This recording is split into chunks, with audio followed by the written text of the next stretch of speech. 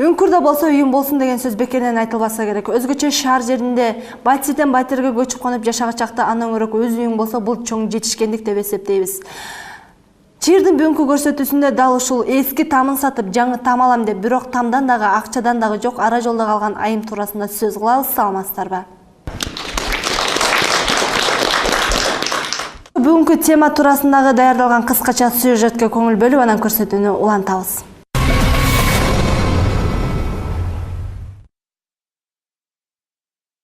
Зейнеп Кемеловна мындан бир топ жыл мурда шаар ичиндеги көп кабаттардын ичинен 2 бөлмөлүү үй сатып алган. Албетте акчасын дароо бербесе дагы азырдан төлөп карыздан кутулган. Бирок сатылып алынган үй жөнөкөй жарандар тарабынан эмес, учурундагы мамлекеттик кызматкерлерден алынган. Азыр мен талашып аткан үй Көкжар микрорайонунда жайгашкан 23 дом, квартира 51. 2 комнаталуу үй да. Мен бул үйдү 1999 жылы эле алгам. Бул үйдү. Анан 99-жылы ошол үйгө кирип башка киши жашап атат деп ошо боюнча чыкпай калды. Анын мааниси мындай. 1996-жылы эле Далевой булар Северный ПМК, частный ПМКда булар деген 3 жылдын ичинде үй бүтүрүп беребиз деп элдерден акча чогултуп алган. Ошондо мен биринчи взносту 1996-жылы эле төккөм 20 миңин. Андан кийин 30 миң. Анан ушинтип төгүп 99-жылга чейин төгүп бүттүм. Договор ошондой болчу. Договорум бар. Далевой участок жазылып турат бар. Ал эми үйдүн ачкычын колго алар учурунда чоң чыр чыккан. Тагыраак айтканда каарманыбыз ала турган үй башкаларга сатылып, алар эч жактан бери бул жерде орун алып жашап калышкан экен. 99-жылы 24 ноябрда мага үй беришти. Мен берип анан айтты, 3-этаж 2 комнаталуу үйдө. Анан берки жанагы начальник дом управлениясына келсем, ал мага госрегистрге бардык, биз үйдү оформить эттик. Болду, ошондо үйдү оформить этип эле ачкычты бериңиз десем эле бирөө жашап атыптыр, 3 күндөн чыгарып беребиз деди. 3 күндөн чыгарат экен деп эле биз уже даярданып алыптык көчкөнгө. Даярданып алып эмне кылсак да 3 күн болду жок, 1 жума болду жок, 2 жума болду жок. Ким жашап атат буякта? Эсеналиевдин зам директорунун баласы, Эсеналиевдин баласы кирип жашап атат дейт. Зейнеп айымдын айтымында дал ушул талашта турган үйдү алуу үчүн ал айылдагы жашаган өз тамын сатып, акчасын ушул үйгө сарптаган. Бирок эки үйдөн да жок, акчадан да жок ара жолдо калган кези. Чоң арыктагы үйүмдү сатып, анан ошол акчаларды төлөдүм. Анткени 3 жылдын ичинде бүтүрүп беребиз деди. Элитный жакшы салынган үй болчу ошол мезгилде, 96-жылы жаңы салынган Көкжарда турат да. Анан ошого төлөгөм. Нормально эми жашаш керек да, Кудай ырбады, эл катары жашайын деп, мен дагы балдарым деле чоңоюп калды, кыздарым чоңоюп келатат да, ошол үйгө төлөп, мына ошондон бери калдым, ушунда үйсүз калдым да, сөздүн ачыгы.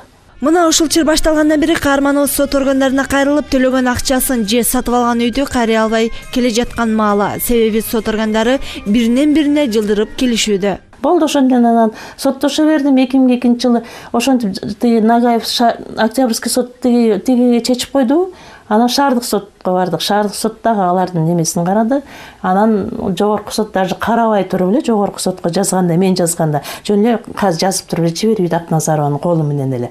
Ошол күчүндө калсын деп эле. Зейнеп Кемеловна учурда батирде айына 4 миң сом төлөп жашайт. Эң өкүнүчтүүсү жолдошунун жоктугу. Мен 2 кызым бар, болом жолдошум каза болуп калган 2004-жылы эле.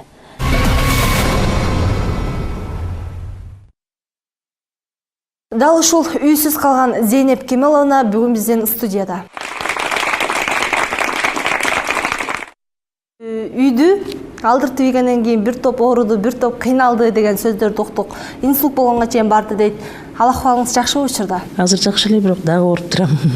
Азыркы сиз талашып аткан тамды алыш үчүн ушул кеңешти сизге ким берген? Бул деген объявление бергенде телевизордон. Северный ПМК. Өзүңүз кабыл алдыңыз? Өзүм кабыл алдым. Өзүм кабыл алып, өзүм ошого бул үйдө, значит, бул элитный жакшы үйлөр болот экен, ушуну салып атабыз деп, элди кайра объявлениеден берилип атты ошо мезгилде. Анан барып төлөдүм. Канча жылдын жүзү болду? Тагыраак айтыңызчы. Мен ошондо 99-жылы мага үйдү берген, андан бери мына 13 жыл болду.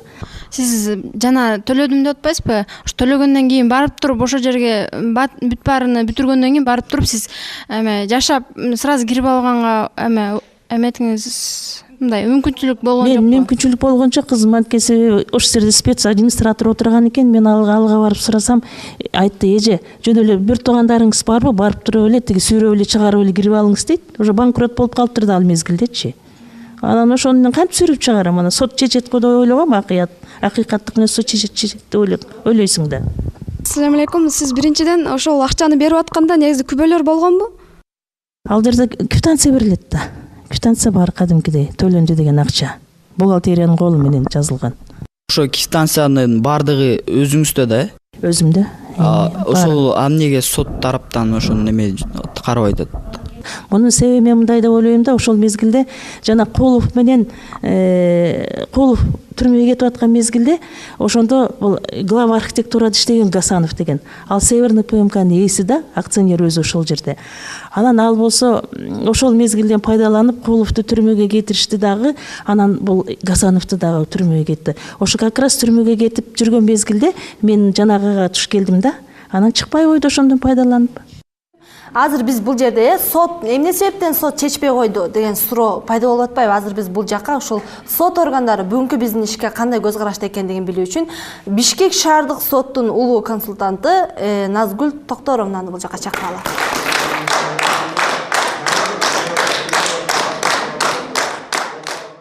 Үйсүз же акчасы жок ара жолдо калган айым туурасында сөз кылып атканыңыз сизге түшүнүктүү болуш керек. Эми айтсаңыз, ушул сыяктуу бир үй талаш менен кайрылгандар кайрылабы сизге? Бул мындай иштер негизи абдан көп.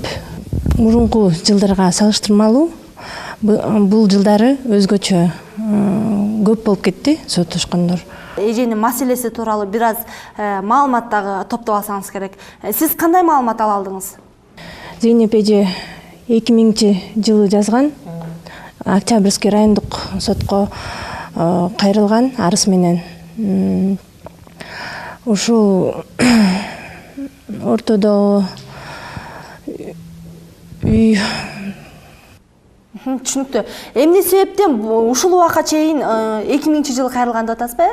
2000-жыл, азыр 2013-жыл. Элестетиңиз, эми канча жыл өтүп кеткенчи. Анан эмне себептен ушул убакка чейин сот бул маселени чече албай келет? Бул жерден орто жолдо канча жыл архивде жатып калган бул иш, Бул иш жаңы жагдайлар менен ачылып, жаңы жагдайлар боюнча ачылганда бул баягы 10 жылдан беринки баягы архивде жаткан деп атпайсызбы? Ошонун баарын кайра козгоп туруп, анан ачыкка чыгарат экен. Жаңы жагдайлар боюнча жаңы ал Эсенаевдин акча 60 000 акчасы төлөнбөгөндүгү чыкты да. Мен ошон үчүн арыздандым. Анан арызданганга байланыштуу жаңы жагдайлар менен ачылды дагы. Анан Октябрь райондук сот чечти. Биринчи ошо Сабитова Жамиле деген кызга берилди эле. Ошол судья карады. Ал эми реальный чечип берди. Андан алар тигилер кайра шаардык сотко жазды. Шаардык соттаган менен чечим. Ушул убакка чейин соттун арасында жүргөндү бизге маалым болуп атпайбы? Эжеге суроо берели. Эмне себептен архивде жатып калган? Ушинтип биз эгерде бир адам кайрылса жабырлануучу, анын ишин ушинтип 10 жылдап, 13 жылдап, 10 жыл архивде жатты, анан эми козголуп атат дей берсең, анда элдин маселесин сот чечеби же? Конечно, бул сот чечиш керек, милдеттүү түрдө. Жок дегенде бир маселе чечилиши үчүн кандайдыр бир убакыт керек дейт, макул. Буга чейин биз маселелерди билебиз, 2 жыл созулду, 3 жыл созулду, эң акыркысы бар 5 жылга чейин созулуп кетти, эмгиче маселем чечилбейт деп сотторго нааразычылык билдиргендер бар да. Анан эми 5 жыл биякта калды, 13 жыл болуп кетти. 13 жылга чейин эженин маселеси чечилбесе, анда биздин сот органдары кандай иш алып барууда? Жок, болбош керек мындай. Например, горсудка келгенде месячный бир айлык срок бар. Ошол сроктун ичинде каралат да, бул бир ишчи, например. Ал ишти районный соттон келет, жалоба мененчи. Райондук соттун решениясы менен болбой калган, кандай макул болбой калган адам арыздан жазат городской соткачы, шаардык сотко. Шаардык соттон келип түшөр менен канцелярияга түшөт. Аяктан председатель кол коет. Аяктан председатель кылат да, судьяларга бөлүштүрөт. Судьялар анан алып таанышып, анан кайсы күнгө назначение кылат. сурап аркет. Саламатсыздарбы. Сизге суроо берет элем. Ошол сиздин үйүңүздү алып алган кишиге өзүңүз мындай жолугуп сүйлөшүп көрдүңүзбү? Анын ою кандай? Мен жолукпак турса соттон күнүгө жолугушуп атпайбызбы аны менен. А так мындай барганда биринчи баягы үйдө чыгарып бергиле деп барганда кайра биз милицияга беребиз, бизди коркутту, үйдөн чыккыла деп айтты деп жанагы атасы андай тирүү болчу, азыр өлүп калды. Ошол киши сотто айткан да, а сот ошону уккан. Ошол мезгилде мен соттошуп аткан мезгилде алардын колунда бир да кагаз жок болчу. Менде деген госрегистрден, БТИден баарынан алган документ менин колумда болчу. Только алар үйдөн гана чыкпай койду да. Чыгара алышкан жок соттор. Ал эми азыр биз бул жака Зейнеп айымдын адвокаты, тагыраак айтканда укук коргоочу Кытайбек Асылбековичти бул жака чакырабыз.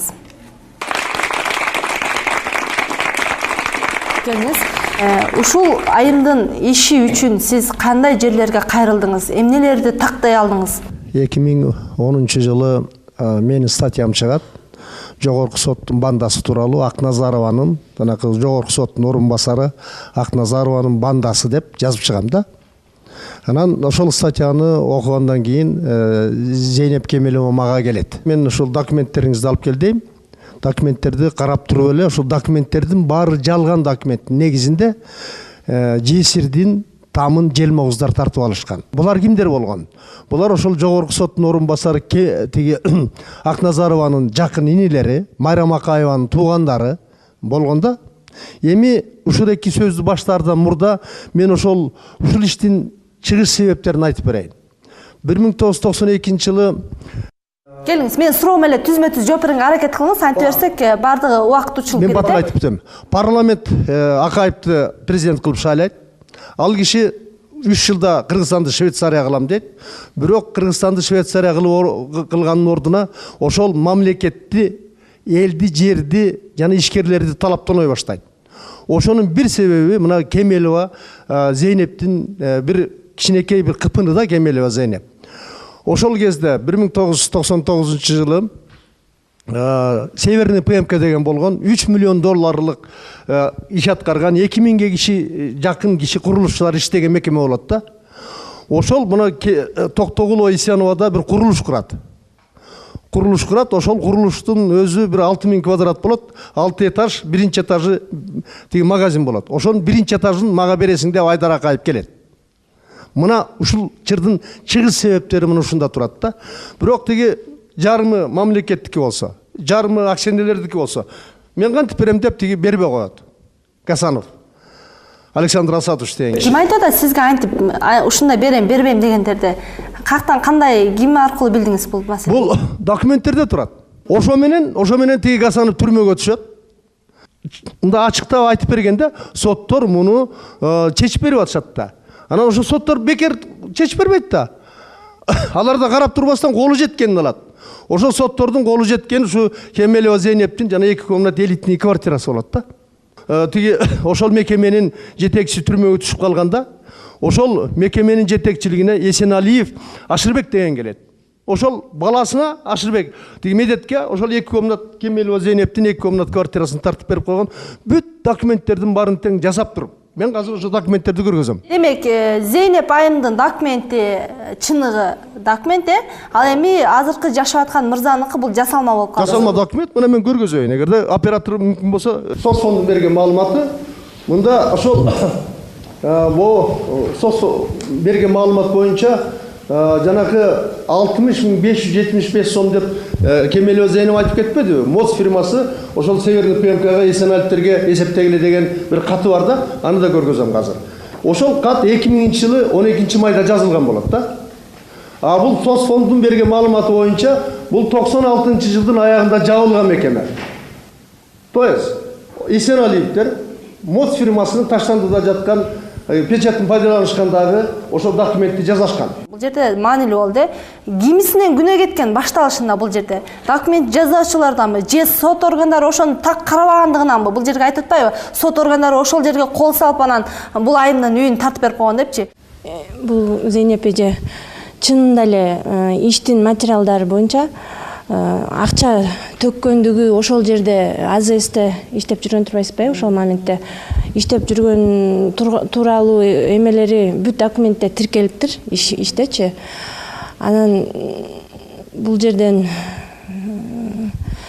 билинип эле турат да, что эженин эмесине чечиле турган үй экенинчи. Анан бул жерден ушундай болгондой. Ошол сиз бул эжеде да күнөө жок, тиги эжеде да күнөө жок, демек силерде күнөө болот турбу ошондо? Кандай десем, бул жерде ар бир соттун өзүнүн эмеси болуш керек. Бир гана нерсе айтайынчы сизге. Учурда соттор калыс мамиле кылабы коомчулукка? Колдон келишинче. Суроо берсе болобу? Бул Зейнеп эже 12 жылдан бери ошол сотторго кайрылып келиптир да.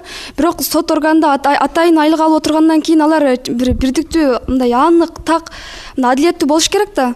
Негизинен ошол же болбосо соттор ушундай паракорчулукка эле эме баш ийип калганбы, же акча менен эле бутчак чечилип калганбы? Буга чейин алар бардыгы даже камалып кетиш керек, бул эженин эмесин жери алынбайынчачы. Соттор бул бүт ишке тиркелген документтер боюнча эле карашат да негизичи. Анан иштеги материалдар аркылуу чечилет да. Алдыда дагы кызыктуу талкуулар болот. Ал эми мен сиздер менен бир нече убакыттан кийин кезигем.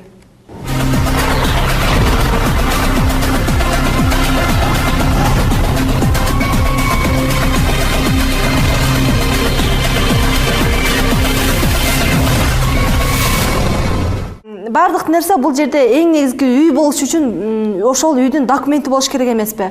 Азыр биз бул жака ошол документ жаза алынган документтер туурасында тагыраак маалымат алыш үчүн Бишкек шаарынын кыймылсыз мүлккө укуктарды каттоо башкармалыгынын укук суроолор боюнча камсыздоо бөлүмүнүн башчысы Миржан Талантбековнаны бул жака чакырабыз.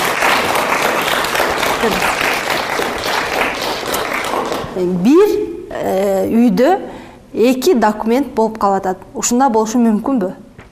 Мындай биз укуктарды каттоо башкармалыгынан болгондуктан биз айткыбыз келет. Эң биринчиде чынында эле Зейнеп эженин укугу катталган болчу келишимдин негизинде. Бирок сот чечиминин негизинде бул келишим жокко чыгарылган болчу.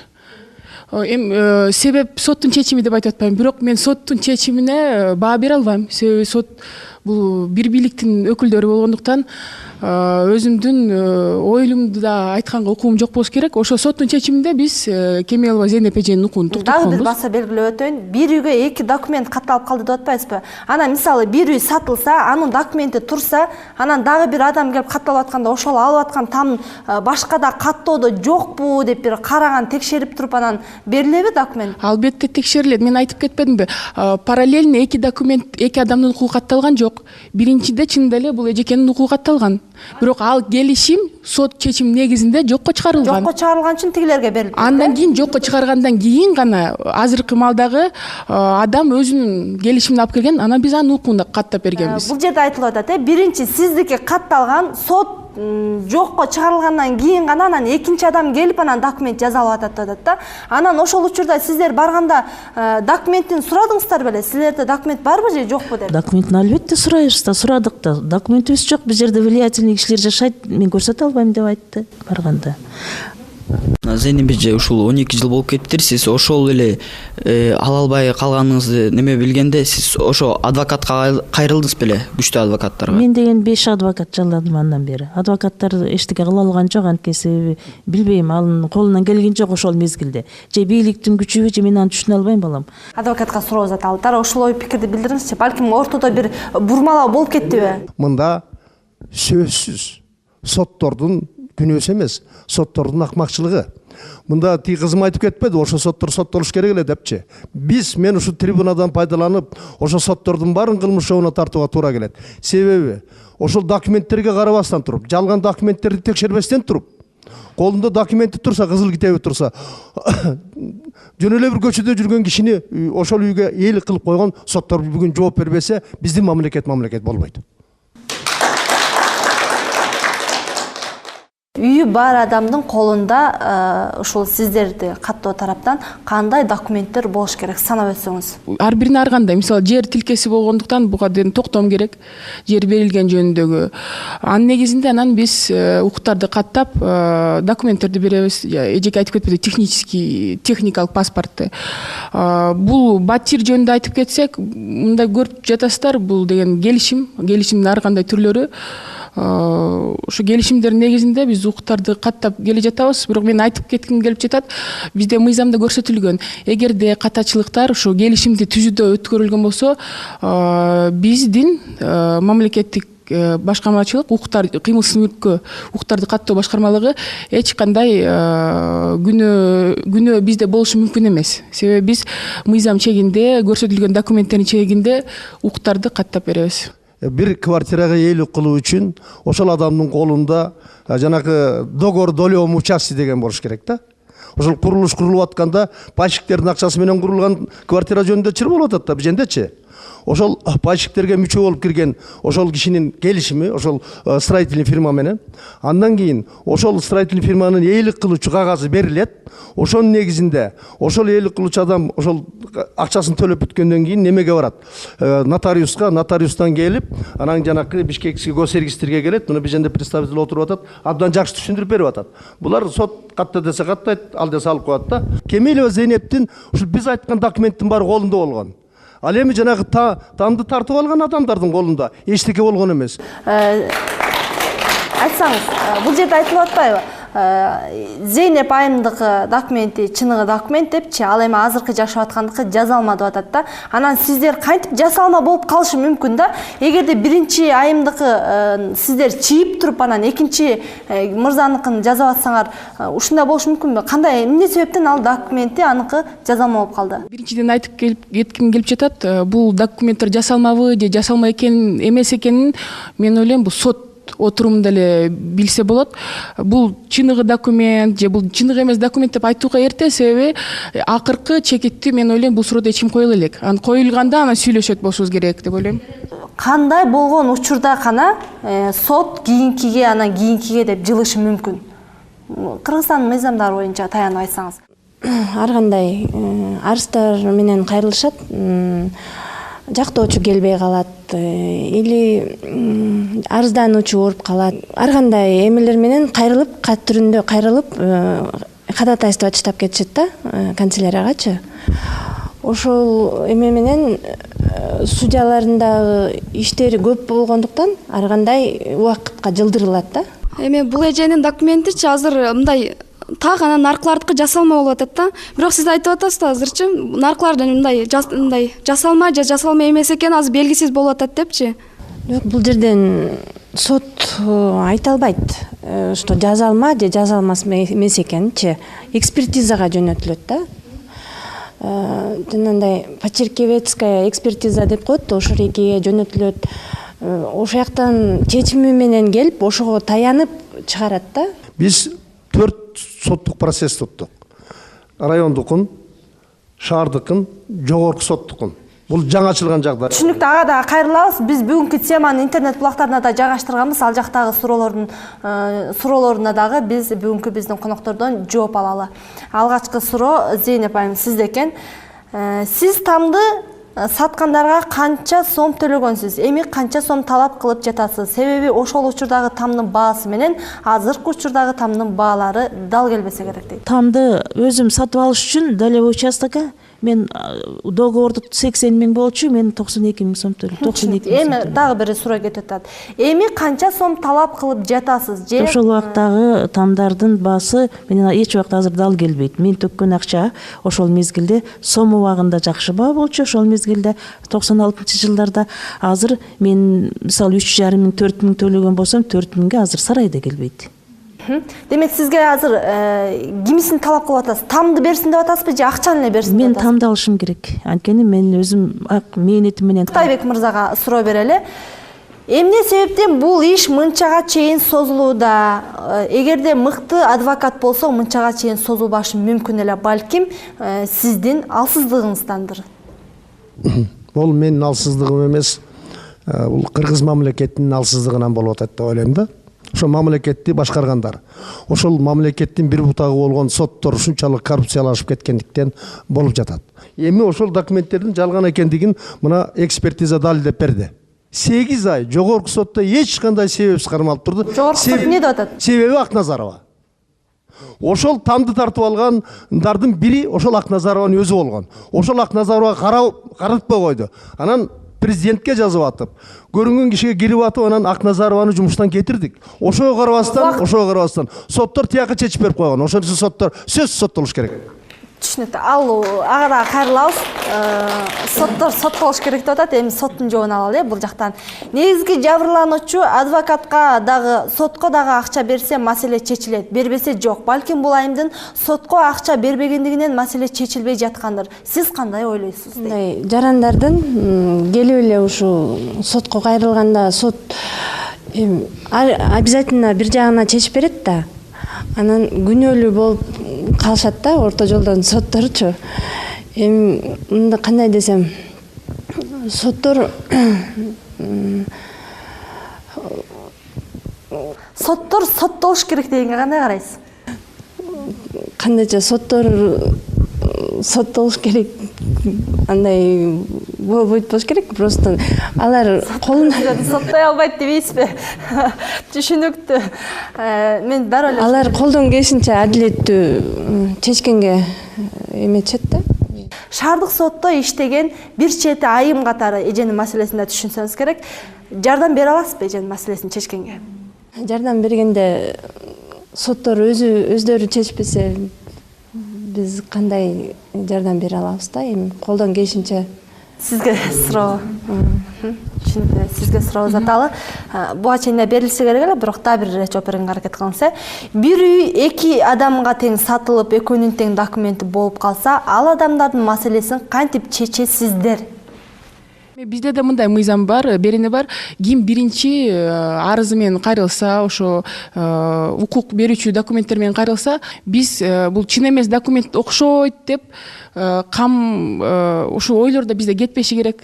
Анан мен айтып кеткендей эле бул суроолордун баары сот гана адилеттүүлүк менен чечип бере алат. Соттор чечкүндүү болушу керек да. Өздөрү мындай соттой албагандан кийин же мындай толук мыйзам чыгара албагандан кийин анда мындай башка адамдарды кабыл алып, башка сот менен мындай неме кылыш керек да. Ошол чече албаган адамдар иштебей эле коюш керек да, мындайча. Бул окуя ар бир эле адамдын жүрөгүнө тийчү нерсе экен. 13 жылдан бери сиз Батирде жашап келатса, эгер сот жардам бербесе дагы деле Батирде жашап келе береби, бул нерсеге чоңдор кандай карайт? Буга чейин бир Атамбаевка кайрылдым деген бир айттыңыз эле, кандай жооп алдыңыз? Эми кандай? Мен Атамбаевка жанагы жогорку соттордун төрагасы Мачиевке кайрылып кат жаздым. Алардан мага жооп келди. Жооп келгенде эмне карайт деди, шаардык суд карап берет деди. Ошо мага реально карап берсе болду. Түшүнүктүү. Бүгүнкү көрсөтүүнү кыскача өзүңүздүн ой пикирлериңиздер менен 30 секундтан жыйынтыктап өтсөңүздөр. Эми эгерде адилеттик болбогон жерде мамлекетте болбойт. Кемелова Зейнеп өз үйүнө кирбесе, андай революция дагы эле боло берет. Зейнеп эже? Мен эмне дейин, ушу жаңы бийликке ишенип эле тургандагы эмем азыркы. Мүмкүнчүлүгүм ушу азыркы ушу соттор акыйкат эле карайт го деген ишеничтемин. Мен оюмча соттор акыйкаттуу чечип беришет деп ойлойм. Ушул жерден алынган сизде ошо атайын шаардык сот сизди шайлап ушул биздин көрсөтүүгө жиберди да. Эми айтсаңыз, ушул жерде болуп өткөн маселени талкууну ошол жердеги сот чече турган сот органдарына жеткирип бере аласызбы? Обязательно. Буюрса жеткирип Бизде кыргызда айтылып кетет эмеспи, ак ыйлет бирок сынбайт деп. Ошо негизинде мен ишенем. Кудай буйрса ошо сот өзүнүн отурумунда бир адилеттүү чечим чыгарып берет. Аны мен биякта жаштар келгендиктен мен силерге айтып кетким келет. Ушу каталарды кайталабастан Кудай буйрса биздин келечек силердин колуңарда болуш керек деп. Ушуну менен Чийир өзүнүн бүгүнкү көрсөтүүсүн аяктайт. Мен сиздер менен эмки көрсөтүүгө чейин коштошом. Саламатта калыңыздар. Биздин Чийир, сиздин багыт.